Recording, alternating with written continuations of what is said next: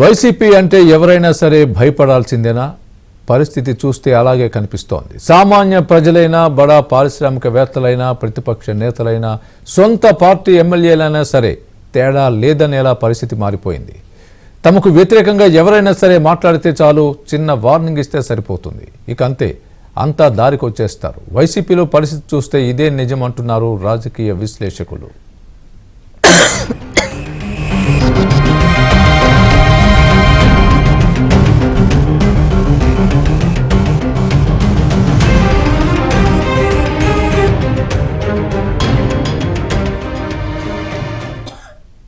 సరిగ్గా 3 రోజుల క్రితం ఒక మాట, ఇప్పుడు మాట. ఇలా మాట మార్చిన వ్యక్తి ఎవరో కింది స్థాయి కార్యకర్త కాదు, ఆయన ఓ ప్రజాప్రతినిధి, అధికార పార్టీకి చెందిన ఎమ్మెల్యే. పోతలపట్టు నియోజకవర్గం ఎంఎస్ బాబు వ్యవహారం ఇప్పుడు హాట్ టాపిక్గా మారింది. నియోజకవర్గాల మార్పులు చేర్పుల్లో భాగంగా కొందరు సిట్టింగులను జగన్ పక్కన పెడుతున్నారు. ఇందులో ఎక్కువగా ఎస్సీ రిజర్వ్డ్ నియోజకవర్గాల అభ్యర్థుల్ని జగన్ మారుస్తున్నారు. ఈ వ్యవహారంపై అసహనం వ్యక్తం చేసిన ఎంఎస్ బాబు కార్యకర్తలతో కీలక వ్యాఖ్యలు చేశారు. వ్యతిరేకం అనేది మీకు తెలియజేయండి, ఏం వ్యతిరేకం ఉన్నది మీరు మా నాయకులతో మాట్లాడండి, మా నాయకులతో మాట్లాడి మీరు నిర్ణయం తీసుకోండి అని చెప్పినాను నేను తప్ప. ఆయన అడిగినప్పుడు ఇదే మాట్లాడినాను నన్ను చేసి. 5 ఏళ్ళు మీకు కష్టపడినాము, 5 ఏళ్ళు కష్టపడాలికి ఈరోజు చూస్తున్నారు. ఈరోజు నాకు ఒకటి బాధకరం ఏమంటే గెలవని సీటు కూడా ఇస్తున్నారు. చిత్తూరు జిల్లాలో, తిరుపతి జిల్లాలో వాళ్ళు మీద వ్యతిరేక ఎక్కువ ఉండే వాళ్ళకి ఇస్తున్నారు, కానీ మా మీద వ్యతిరేకం ఏమున్నది నాకు అర్థం కలదు చేసుకుంటారు. వ్యతిరేక మీద దళితుల మీద ఎంత బురద చేయలేదు కరెక్ట్ కాదు. అది దళితులేను, మాకు న్యాయం లేదని ఏమి న్యాయం చేస్తారు మీరు? దళితులు దళితులకి ఏమి న్యాయం చేస్తున్నారు? మాకు అదే నాకు అర్థం కాకుండా ఇప్పుడు ఓసీ ఉండే చోట్ల ఎక్కడ మార్చినారా? మారలేదు వచ్చేసి. ఎక్కడ దళితులు అక్కడ మార్చున్నారు తప్ప ఓసీ ఉండే చోట్ల ఎక్కడ మార్చినారు చెప్పండి? ఒక్కో చోట్ల మార్చలేదు. తిరుపతి జిల్లాలో మొత్తం ఇచ్చినారు వచ్చేసి. వ్యతిరేకం ఉంటే కూడా అక్కడ ఇచ్చినారు, కానీ మేము వ్యతిరేక లేకుండా చోట్ల మాకు ఇస్తున్నాం. లేదంటే అది ఏ విధంగా మాకు ఓర్చుకోవాలో మాకు అర్థం కాదు వచ్చేసి. అది ఎంతవరకు న్యాయం కూడా మాకు తెలియదు వచ్చేసి. ఏం చేస్తాడో ఆయన ఏం చేయాలో, ఏ విధంగా నిర్ణయం తీసుకున్నారో కూడా పార్టీ మీద నమ్ముతున్నాను. ఇప్పటి వరకు కూడా పార్టీ మీద నేను గౌరవిస్తున్నాను. పార్టీ ఏ విధంగా నిర్ణయం తీసుకుంటుందో ఆ విధంగా మేము కూడా కలుసుకుంటాం, మాట్లాడతాం, చేస్తున్నాను. కానీ ఇంతవరకు ఏం మాట్లాడాల. కాలం ఏ విధంగా పోతుందో అదే విధంగా నేను కూడా ఉంటాను. వాస్తవం అంటే ఇంతవరకు మాకు క్లారిటీ లేదు. తెలియజేస్తాం, చెప్తామన్నారు, కానీ ఇంతవరకు క్లారిటీ లేదు. క్లారిటీ వచ్చినప్పుడు 100% ఇంత మాట్లాడు. నేను ఎవరు వ్యతిరేకంగా నేను మాట్లాడను. ఎందుకంటే ఆ రోజు నుంచి ఇంతవరకు కూడా నా రెడ్లు అంటే నా ప్రాణం. ఆ రోజు నుంచి నేను బతికేది కూడా ఆడుతానే.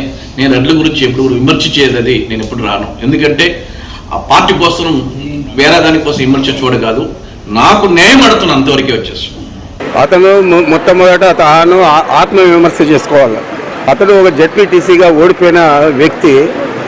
ఆయన్ని ఏ విధంగా తీసుకొచ్చాము, ఆయనకు ఏ విధంగా అండగా నిలిచాము, ఏ విధంగా అన్ని ఇబ్బందులు ఎదుర్కొని వారిని శాసనసభ్యుని చేశాము. అంత ఇంగిలికి జ్ఞానం లేకుండా ఎవరో రెచ్చగొట్టే విధంగా మాట్లాడడం అనేది సబబు కాదు. ఇప్పటికైనా కూడా మించిపోయింది లేదు.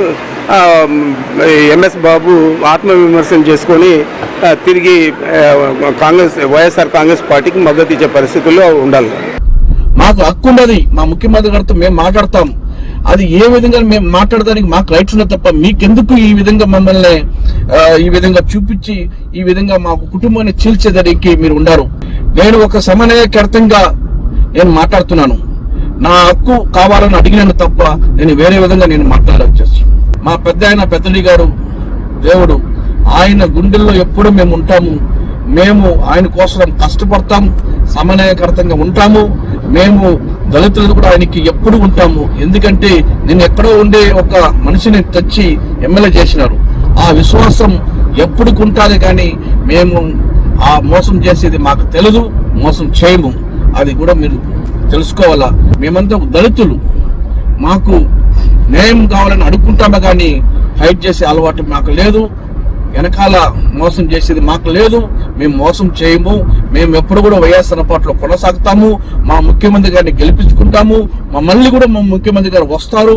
ఆయన ముఖ్యమంత్రి సీట్లో మేము చూడాలని కూడా మేము కోరుకుంటాము, కానీ మోసం చేసే అలవాటు మాకు లేదు. మా మాకు పెద్దరెడ్డి గారు ఎప్పటికీ ఆయనతో ఉండి ఆయన దాంట్లో మేము పోతాం, కానీ ఆయన మాటికి ఎదిరించే వాళ్ళు కాదు. ఆయనంటే మా గుండెల్లో ఉంటారు. మా గుండెల్లో ఆయన ఒక దేవుడు. ఆయన కోసం ఎంతవరకు మేము పోరాడతాం కూడా మీ అందరికి తెలియజేస్తాను.